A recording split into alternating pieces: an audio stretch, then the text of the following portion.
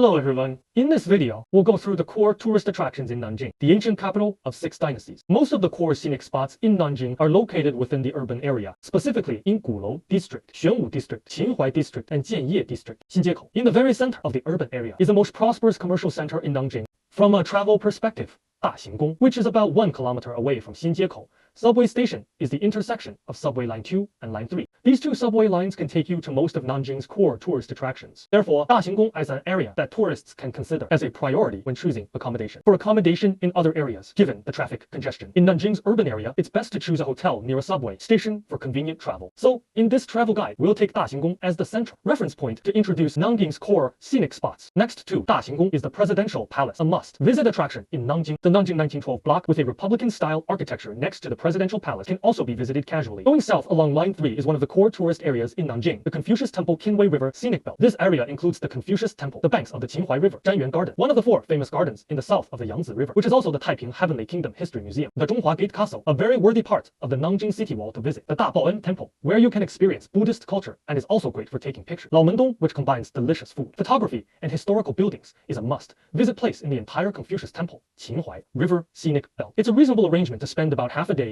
to a whole day visiting this area. This area is also one of the core places for nighttime travel in Nanjing. About 15 kilometers further south is the Niushou Mountain Cultural Tourism Zone, a large-scale scenic area themed around Buddhist culture.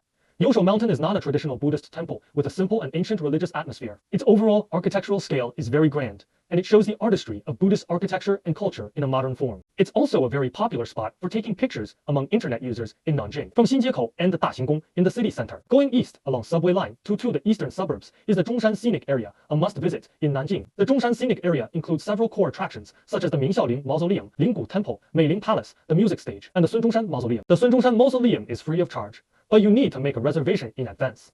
Visiting these attractions in the Zhongshan Scenic Area can be quite tiring. Besides taking the sightseeing bus in the scenic area, you can also consider taking the local electric vehicles between the scenic area and the subway station to save energy.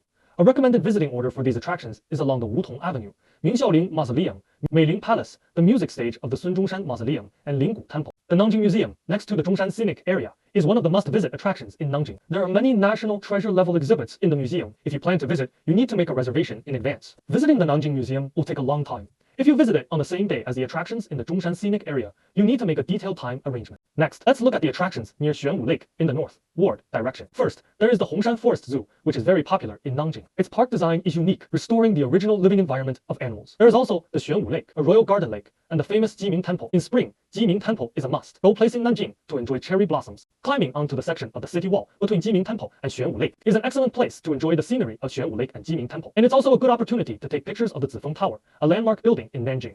The Yihe Road area in Gulou District is the most suitable area in Nanjing for city walking. Following the general route of Yihe Road, Xiqiao, Jinyin Street, Nanxiu Village, Taogu New Village, and the Pioneer Bookstore, strolling along the streets, you can closely experience the urban life and scenery of Nanjing at a slow pace, and also visit many fashionable and literary blocks. At the western end of Line 2 is the Memorial Hall of the victims in Nanjing Massacre by Japanese invaders. In the northwest of Nanjing's urban area, near the Yangtze River, there is a relatively less known, but in my opinion, worth visiting place.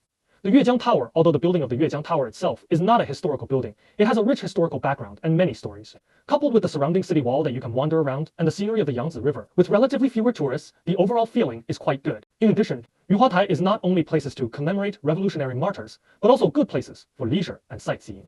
There is also the Zijin Mountain Observatory, which is suitable for astronomy enthusiasts and children, and you can visit it according to your personal interests. Eating and exploring are eternal themes in travel. Besides Laomendong mentioned above, Nanjing has other popular food places such as Suojin Village near Xuanwu Lake, Hongmiao and Mingwalang in the Xinjiekou area, Kexiang Food Street near Daxinggong, as well as Chanan and Nanhu night markets. In addition, Nanjing also has some amusement park-like attractions, such as Happy Valley and the Underwater World in the Zhongshan Scenic Area. Friends who are interested can go and have a look. The above is an overview of the core tourist attractions in Nanjing. For a regular Nanjing trip, I personally think that about 3 days is a reasonable time arrangement. Of course, if time permits, the slower the better. This is the end of this video. Thank you all for watching. For more travel guides across the country, please visit my homepage. Goodbye.